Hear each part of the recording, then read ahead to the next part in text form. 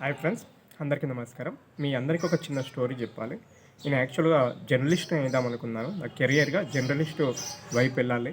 So ఒక anchor కావాలి అనే పట్టుదలతో చాలా ప్రయత్నం చేశాను. బట్ అది సాధించలేక హైదరాబాద్కి వెళ్ళి సో అకౌంటెంట్గా సెటిల్ అయ్యే క్రమంలో ఎప్పుడో రాసిన జాబ్ రిజల్ట్ రావడం, సో నియర్ గవర్నమెంట్ జాబ్ రావడానికి ప్రయత్నం చేయడం.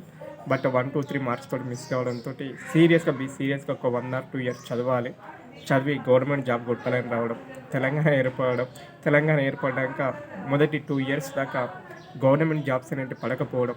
సో ఇతర కారణాల వల్ల లైఫ్ అనేది కొద్దిగా క్రిటికల్ స్టేజ్కి వెళ్ళిన తర్వాత టీచింగ్ వైపు వెళ్ళాను. ఎందుకు ఈ విషయాన్ని నేను చెప్తున్నానంటే, నా కెరియర్లో అంటే నేను అనుకున్న దాంట్లో సాధించలేనిది నా జీవితంలో మిగిలిపోయింది ఏదైనా ఒక పార్ట్ ఉంది, ఇంకా నా మనసు ఎప్పటికీ వేధిస్తూ ఉంది అంటే ఒక జర్నలిస్ట్గా నేను సెటిల్ కాలేకపోయానని, యాంకర్గా టీం ముందు కూర్చొని 1 లేదా 2 డిబేట్లనే చేయలేకపోయాను అని, ఎవరైతే ప్రముఖులు ఉంటారో వాళ్ళతో ఇంటర్వ్యూస్ చేయాలి అనేది చిన్నప్పటి నుండి ఆశ అనేది ఉండే. సో నేను 10th వరకు యావరేజ్ కాదు, బిలో యావరేజ్ కాదు, అసలు ఇక డెడ్ స్టూడెంట్. అసలు పక్కడు కొడితే కూడా మాట్లాడకపోదు, రిప్లై ఇవ్వకపోదు, అంత అమాయకత్వంతో ఎవరితో మాట్లాడాలి అన్న కూడా చాలా ఫియర్ని కలిగి ఉండేది. అంటే నేను పెరిగిన పరిస్థితులు ఆ విధంగా నన్ను ప్రభావితం చూపెట్టాయి. బట్ ఇంటర్మీడియట్ స్టేజ్లో వచ్చేసరికి సివిక్ శ్రీనివాస్ సార్ అని ఇప్పటికీ నాకు సమయం దొరికినప్పుడల్లా, అవకాశం వచ్చినప్పుడల్లా సార్ని కలవడానికి చాలా ప్రయత్నం చేస్తూ ఉంటాను. సో ఆ సివిక్ శ్రీనివాస్ సారు చెప్పే వాయిస్ అంటే సారు చూడడానికి గంభీరంగా 6.5 feet హైట్ ఉంటారు, చాలా హైట్ ఉంటారు. చెప్పే వాయిస్ చెప్పడం కానీ సివిక్స్ బోధించేవారు సారు. ఆ సారు నా మైండ్ సెట్ మొత్తాన్ని కూడా చేంజ్ చేయడం జరిగింది. అంటే శారీరకంగా, మానసికంగా, వ్యక్తిగతంగా, సామాజిక పరమైన అంశాల పరంగా అవగాహన ఏ విధంగా పెంచుకోవాలి, మనిషిగా మనం ఏ విధంగా ప్రవర్తించాలి అనే ప్రతి విషయం గురించి కూడా చెప్పడం జరిగింది. ఆ సార్ ప్రభావం కొద్ది నేను ఏం చేశాను, ఇంటర్మీడియట్ 2nd year అయిపోవడంతో ఎట్లా జర్నలిజం వైపు ఎలా వెళ్ళాలి, అందులో ఎలా సక్సెస్ కొట్టాలి అని ప్రయత్నం చేశాను.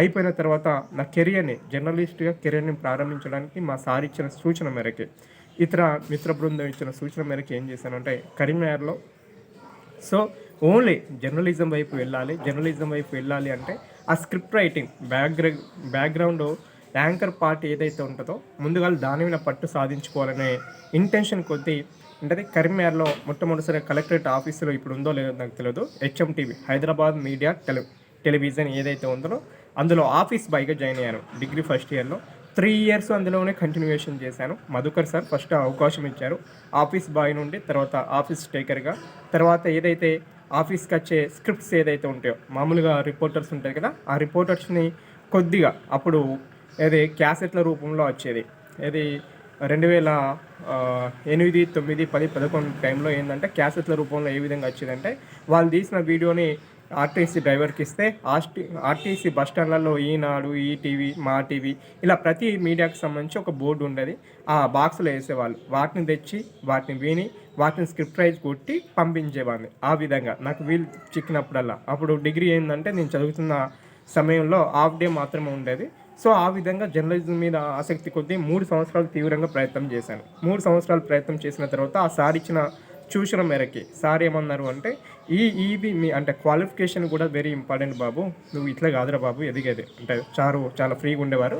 సో చెప్పిండు, ఇది కాదురా బాబు, జీవితంలో ఒక జర్నలిస్ట్గా నువ్వు సక్సెస్ కొట్టాలి అంటే నా దగ్గర కూర్చొని వచ్చే వాటిని కొట్టడం కాదు, ముందుగా పుస్తక పఠనాన్ని నేర్చుకోరా, సమాజం మీద ఉన్న అన్ని విషయాల మీద అవగాహన నేర్చుకోవాలి.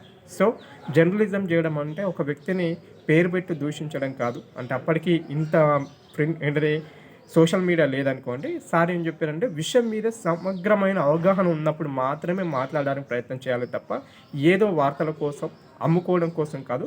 ఒక రియల్ జర్నలిస్ట్ అనేవాడు నీకు నచ్చిన విధానాన్ని నువ్వు ఏ విధంగా ప్రజలకు అర్థమయ్యే విధంగా చెప్తామని చాలా చెప్పారు. ఆ విధంగా నన్ను పుస్తక పఠనానికి మళ్లించడం జరిగింది మధుకర్ రెడ్డి సార్. ఫస్ట్ మా సివిక్ సారు చెప్పినప్పుడు పుస్తక పఠనం అంత ఎక్కలేదు, ఎట్లయినా జర్నలిస్ట్ కావాలని కసి ఉండేది. కానీ ఆ సారు సూచన మేరకి వివిధ పుస్తకాలు చదివాన్ని, ఎక్కువ రవీంద్రనాథ్ ఠాగూర్ పుస్తకాలు చదివేవాడిని. గీతాంజలిని అయితే ఎన్నిసార్లు చదివానో నాకే తెలియదు. గీతాంజలి అంటే ఓన్లీ మీరు ఏదో అనుకున్నారు, కానీ గీతాంజలిలో ఉన్న అంశాలు, అదేవిధంగా కొందరు ప్రముఖుల పుస్తకాలను, చాలా పుస్తకాలు చదివేవాడిని. ఈ చదువుతున్న క్రమంలో ఆ సార్ సూచన మేరకు ఏం చేశాను అంటే, సో ఎట్లయినా మనం టైం దొరకాలి చదవాలంటే టైం దొరకాలి, మనకి ఆర్థికమైన బర్డెన్ ఉండకూడదు అని సార్ చెప్పడంతో సో పీజీ సెట్ రాయడం జరిగింది.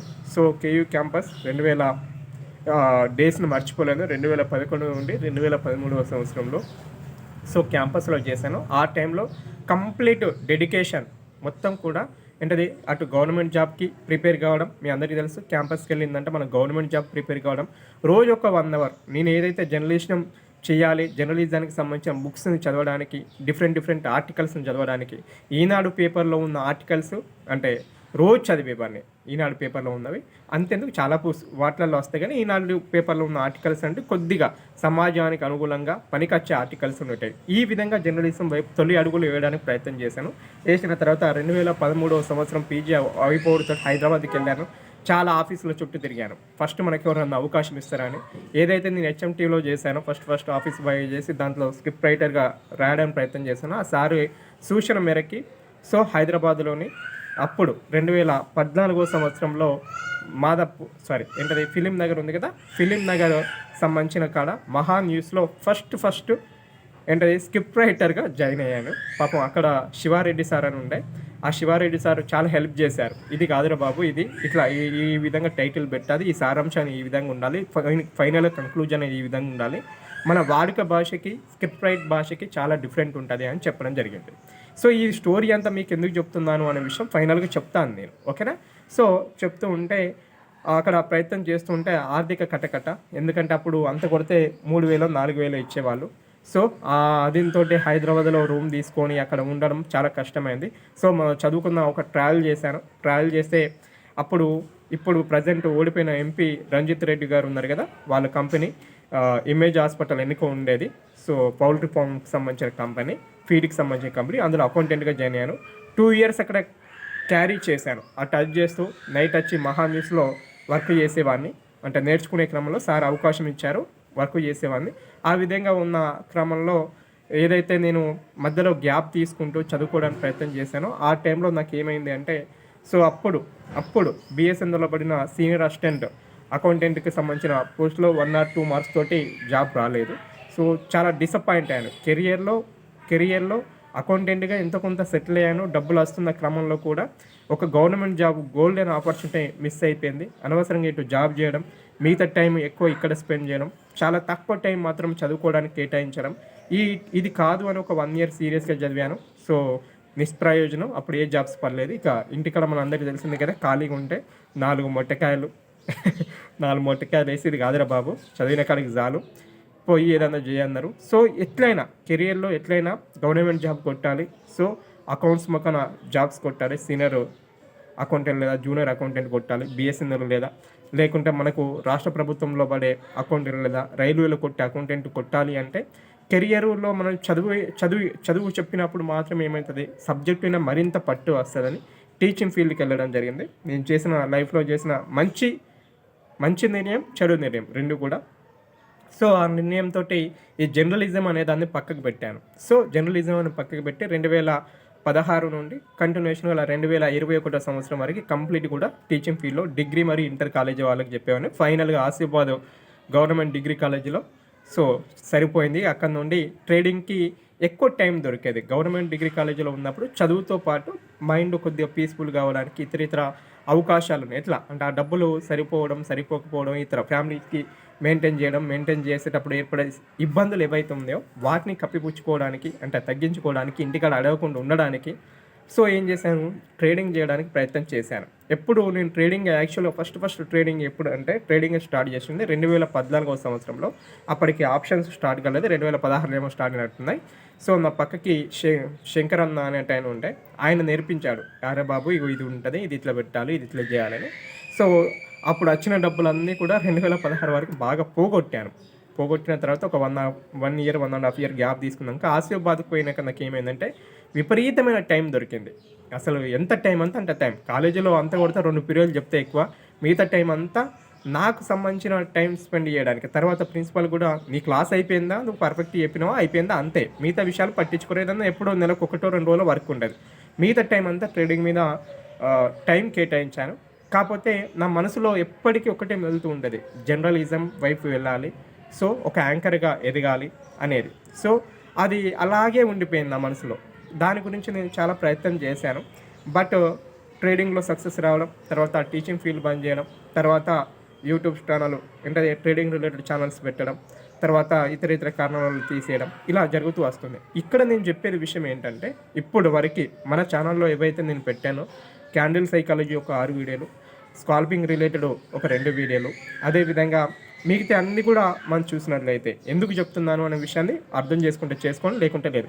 మిగతా అన్నీ కూడా ఏంటంటే ఫుల్ బ్యాక్ కానీ లేకుంటే ఎస్ఎంసీకి సంబంధించిన వీడియోలు విత్ రీప్లే బార్ పెట్టిన వీడియోలు అంటే మీ కెరీర్కి ఎంతగానో ఉపయోగపడతాయి. ఎందుకంటే మీరు అంటే పైసలు కట్టి ఎక్కడెక్కడో జాయిన్ అవుతూ ఉంటారు, కానీ ఫ్రీ ఆఫ్ కాస్ట్ ఉన్నదానికి విలువ ఇవ్వరు. బట్ నేను అక్కడ 100% ఎఫర్ట్స్ తోటి చెప్పాను. కాకపోతే ఏంటది డిగ్నిఫైడ్గా నీట్గా ఏంటది చార్ట్స్ని చూపెట్టుకుంటూ ఎక్స్ప్లెయిన్ చేసేటప్పుడు ల్యాగ్ చేశాను, మధ్యలో ఎడిటింగ్లు చేయలేదు. ఎందుకంటే అది కమర్షియల్ పర్పస్ కాదు కనుక, ఎడ్యుకేషనల్ పర్పస్ కనుక నేను ఎక్కడ ఎడిటింగ్ చేయలేదు. ఉన్న కంప్లీట్ వీడియోస్ చూడండి, కంప్లీట్ వీడియోలు చూడండి. ప్రతి విషయం కూడా మీ కెరియర్కి 100% ఉపయోగపడుతుంది. 100% ఈ వీడియో ఇప్పటివరకు చూస్తున్న వాళ్ళకి నేను 100% చెప్తున్నాను. ట్రేడింగ్లో సక్సెస్ కొట్టాలి అంటే తెలంగాణ యాసలో కుల మాట్లాడుకోవాలంటే ఏ కోర్సు అవసరం లేదు, ఏ పీ కూడా అవసరం లేదు. గట్టిగా మాట్లాడాలంటే ఏం చేసేది అవసరం లేదు. జస్ట్ గుడ్డేదిలో చేను పడ్డట్టుగా ఒకటే నియమాన్ని కట్టుబడి ఉండాలి. రోజు మీరు ఎక్కడ ఏ టైం ఫ్రేమ్ అనేది తీసుకోండి. 2 గంటల 5 నిమిషాల, 11 గంటల 5 నిమిషాల, 1 మినిట్ టైం ఫ్రేమా, 5 మినిట్స్ టైం ఫ్రేమా, 15 మినిట్స్ టైం ఫ్రేమా, whatever it is. Okay, క్లియర్గా చెప్తున్నాను. మళ్ళీ చెప్తున్నాను, నేను 100% చెప్తున్నా. 100%, 1%, 2% కాదు, 100% చెప్తున్నా. సో ఏదన్నా ఒక క్యాండిల్ యొక్క హై టు లో రేంజ్ని తీసుకొని, సో మీ సైడ్ క్లోజ్ చేస్తే బై సైడ్, కింది సైడ్ క్లోజ్ చేస్తే సెల్ సైడ్. ఓకే, ఆ రూల్ని ఫాలో కాండి. కంపల్సరీ దాని హైలో స్టాప్ లాస్ అంటే ఒకవేళ బై సైడ్ తీసుకుంటే లోలో స్టాప్ లాస్ పెట్టి కూర్చోండి. 1:1 టార్గెట్ పెట్టుకోండి. మీరు మంత్ ఎండ్ అయ్యేసరికి ప్రతి మంత్ కూడా గ్రీన్లో ఉండకుంటే నా పేరు రాజిరెడ్డి కాదు. నా పేరు ఏం పేరు? రాజిరెడ్డి కాదు. నేను మార్చుకుంటాను నా పేరుని. ఇంతే ట్రేడింగ్ అంతే, డిసిప్లిన్ ట్రేడింగ్. 1 ట్రేడా 2 ట్రేడా అయిపోయిందా, క్లోజ్ చేసినావు. ఆ రోజు 10,000 ప్లస్ ఉన్నాయా మైనస్ ఉన్నాయా నీకు సంబంధం లేని విషయం. అయిపోయింది, ట్రేడ్ అయిపోయింది, రిస్క్ రివార్డ్ రేషియో అయిపోయింది, క్లోజ్ చేసినాం. 100% మీరు ఎలా ఉంటారో లాభాల్లో ఉంటారు. అది నాది గ్యారంటీ. క్లారిటీ అర్థమైంది కదా. కాకపోతే కొన్ని విషయాల గురించి తెలుసుకోవాలంటే మన ఛానల్లో ఉన్న రిలేటెడ్ వీడియోస్ చూసుకోండి, సరిపోతుంది. ఇక ఈ వీడియో యొక్క మెయిన్ ఇంటెన్షన్ ఏంటి అంటే, సో నేను ఎంతవరకు నా సబ్జెక్ట్ని అర్థమయ్యే విధంగా ఇండైరెక్ట్గా డైరెక్ట్గా సో మన ఛానల్లో చెప్పడానికి ప్రయత్నం చేశాను, చెప్పాను కూడా. అంటే ప్రతి పాయింట్ని కూడా చెప్పాను. ఇక నా మనసులో ఉన్న భావాలు ఏంటి అండి, ఎప్పటికైనా నేను ఒక జర్నలిస్ట్ని కావాలి. ఇప్పుడున్న అంటే నా కెరియర్ని వదిలిపెట్టి, ఇప్పుడు నేను ఏదైతే ఎంజాయ్ చేస్తున్నా ఆ కెరియర్ని వదిలిపెట్టి ఓ టీవీ కాడికి వెళ్ళి అంటే మీడియా సంస్థల చుట్టూ తిరిగి సో పని చేసే అంత ఓపిక లేదు, తీరిక లేదు, 2 లేవు. సో ఇప్పుడు ఏంటిది, మొత్తం కూడా సోషల్ మీడియా ప్రపంచం. ఈ సోషల్ మీడియా ప్రపంచంలో ఏం కావాలి మనకి, ఉన్నదాన్ని ఉన్నట్టుగా చెప్పే విధానం కావాలి. చాలా సందర్భాల్లో మనం చూడవచ్చు, యూట్యూబ్లో చాలామంది సక్సెస్ అవుతున్నారు. ఒకరిని తిడితేనే సక్సెస్ అవుతారు అనుకుంటే అది మూర్ఖత్వం. తిట్టడం కాదు, వాస్తవంగా ఉన్న విషయాన్ని అంటే పర్ఫెక్ట్గా విశ్లేషణ చేయగలిగితే చాలు. సో విశ్లేషణ చేసేంత అవగాహన నాకు ఉంది అని నేను నమ్ముతున్నాను. దానికోసం అప్కమింగ్ డేస్ రేపు లేదా ఎల్లుండి నుండి నేను ఏం చేస్తానంటే ట్రేడింగ్ రిలేటెడ్ వీడియోస్కి ఫుల్ స్టాప్ పెట్టి అంటే ఒక జర్నలిస్ట్గా అంటే కొన్ని వీడియోలు పెట్టడానికి ప్రయత్నం చేస్తూ ఉంటాను. మీ ఎల్లవేళలా మీ ఆశీర్వాదం ఉండాలని కోరుకుంటున్నాను. Thank you so much. ఇక ఫైనల్గా ఒకటే విషయాన్ని చెప్తున్నాను. ట్రేడింగ్ అనేది మూస దూరంతో చేస్తే వచ్చేది కాదు. ట్రేడింగ్ అనేది ఎమోషన్స్ కంట్రోల్ తప్పి చేస్తే వచ్చేది కాదు. ట్రేడింగ్ అనేది తప్పనిసరిగా ఒక నియమానికి ఒక నిబద్ధతతోటి చేస్తే వచ్చేది మాత్రమే ట్రేడింగ్. ఈ విషయాన్ని 100కి 100% మీరు ఇంప్లిమెంట్ చేయండి. చేసే ఒక ట్రేడ్ మీరు అనుకున్న దాని ప్రకారం ఒకటే కాడ ఒకటే టైం ఫ్రేమ్ని ఫాలో కాండి. ఒక 1 మంత్ నేను ఏదైతే ఇవరకు లాజిక్ చెప్పానో ఆ లాజిక్ ప్రకారం 100% సక్సెస్ని సాధిస్తారు. Thank you so much everyone. So జర్నలిస్ట్గా చేస్తున్నావు కదా, మరి బ్యాక్గ్రౌండ్ ఏంటి అని కొందరు కామెంట్ చేస్తూ అడుగుతూ ఉన్నారు. గతంలో కొన్ని వీడియోలు చేసినప్పుడు దీనికి క్లారిఫికేషన్ అనేది నేను ఇవ్వడానికి ప్రయత్నం చేస్తున్నాను. నాకు అంటే మనకు వేరే ఛానళ్ళు కూడా ఉన్నాయి, అది మీ అందరికీ తెలుసో తెలియదో నాకు తెలియదు, కానీ వేరే ఛానళ్ళు కూడా ఉన్నాయి మనకి. ఓకే, కొన్ని బ్రాండ్స్ టీవీలలో నేను ఇన్వెస్ట్మెంట్ చేశాను. వాటితో పాటు నా పర్సనల్ ఛానల్స్ కూడా ఉన్నాయి. ఇంకొక 2, 3 ఛానళ్ళు. అయితే ఇక్కడ విషయం ఏంటిది అంటే, నేనెప్పుడు కూడా ప్రకృతితోటి ఎక్కువ మమేకం కావడానికి ప్రయత్నం చేస్తాను. అంటే ప్రకృతితోటి మమేకం కావాలని ప్రయత్నం చేస్తాను. పంచభూతాలను ఎవ్వడం మార్చలేం. పంచభూతాలు గనుక సక్రమంగా లేకుంటే భూమి మీద ఎవ్వడం బతకలేం. ఈరోజు లైఫ్ స్టైల్ గనుక చూసినప్పుడు నేను చిన్నప్పుడు ఇదే బ్యాక్‌గ్రౌండ్ గనుక ఉంటే ఒక 100 పిట్టలు ఉండేటివి. బురక పిట్టలు అంటాం కదా! బురక పిట్టలు ఒక 100 పిట్టలు ఉండేటివి. ఇప్పుడు ఒక్క పిట్ట అన్న కనబడుతుందా? లేదు. ఇదే ఇంకొక 15, 20 సంవత్సరాలకి ఇట్లా కనబడుతుంది. ఈ చెట్లు రంగు వెలిసి గ్రీన్ రంగులు ఉన్నాయి, ఇంకా యెల్లో అయితాయి కావచ్చు. ఇలాంటి ఏంటది ప్రకృతిని రక్షించాలి అనే ఇంటెన్షన్ తోటి రోజు కూడా బ్యాక్‌గ్రౌండ్ ఈ ప్రకృతినే పెట్టడానికి ప్రయత్నం చేస్తాను. ఓకే. మహా అయితే ఏమైతదండి, ఒక కెమెరా కొనుక్కోను అంటే ఆల్రెడీ వేరే ఉన్నాయి. కాకపోతే అవి హైదరాబాద్‌లో రన్ అవుతున్నాయి. వర్కర్స్‌ని పెట్టి నడిపిస్తున్నాను. ఓ 50,000 అయితది. గ్రీన్ మ్యాట్ మంచిది కావాలంటే ఒక 3,000 అయితది. ముందల లైటింగ్ అయితే ఒక 5,000 అయితది. డిమ్ లైట్లు పెట్టి ముఖం మీద ఫేస్ పోయేటట్టు పెట్టుకుంటే ఒక 5,000 అయితది. ఓవరాల్‌గా చూస్తే ఒక 60,000 ఇన్వెస్ట్‌మెంట్ చేసుకుంటే సూపర్ స్టూడియో రెడీ అయితది. అంతకు మించి ఏం కాదు. ఓకే. ఆ ఖర్చుకు భయపడాల్సిన అవసరం కూడా లేదు. కానీ ఏంటది ప్రకృతి ఇండైరెక్ట్‌గా నేనేం చెప్తున్నాను, ప్రకృతిని కాపాడండి. మీ వంతుగా ప్రతి వర్షకాలం ఒక చెట్టుని నాటండి. అది పూల మొక్కైనా మంచిదే. ఓకే. మనము ఏ విధంగా అయితే స్వచ్ఛమైన గాలిని పీలుస్తున్నామో భవిష్యత్ తరాలకి అంతే స్వచ్ఛమైన గాలిని ఇవ్వడానికి మన వంతుకు ప్రయత్నం చేద్దాం. జై హింద్, జై జవాన్, జై Kisan. Thank you so much everyone.